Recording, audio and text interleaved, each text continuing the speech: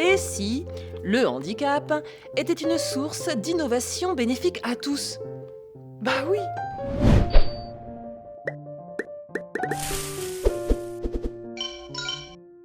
À l'origine, le SMS, abréviation anglaise pour service de messagerie courte, a été inventé par une équipe finlandaise pour aider les personnes sourdes et malentendantes à communiquer à distance. À l'époque, elles utilisaient essentiellement les fax. Les fax? Pas très pratique pour retrouver des amis en ville.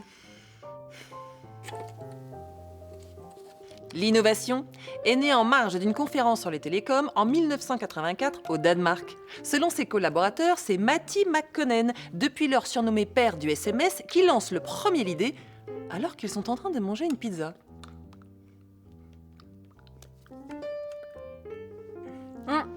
Et si on inventait le SMS pour aider les personnes sourdes et malentendantes à communiquer entre elles? Mange, Isabelle, ça va être froid. Dans sa grande humilité, Matti Makkonen dira plus tard, dans un entretien à la BBC, que le véritable lancement du SMS date de 1994, avec la mise sur le marché du premier téléphone mobile équipé d'un clavier à lettres, et pas seulement à chiffres. À l'époque, la plupart des opérateurs de téléphonie mobile sont convaincus que le système ne sera utilisé que par les personnes sourdes et malentendantes, et que les autres préféreront téléphoner plutôt que taper des messages. Ça ne marchera jamais. Ah mais t'as raison, hein. On gagnera jamais d'argent avec ce truc. Et pourtant, le SMS devient rapidement populaire, auprès des jeunes notamment, parce qu'un message, alors facturé à l'unité, coûte beaucoup moins cher qu'un appel. Les opérateurs eux-mêmes développent le système quand ils se rendent compte qu'en plus, il permet de désengorger le réseau téléphonique.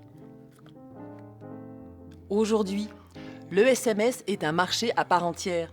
De nouvelles utilisations, gratuites ou payantes, apparaissent régulièrement. Attention, la liste est longue. Vote dans les émissions télévisées, délivrance de codes d'autorisation bancaire, information des services de livraison, confirmation de réservation, alerte de la sécurité routière, messages publicitaires, communication marketing.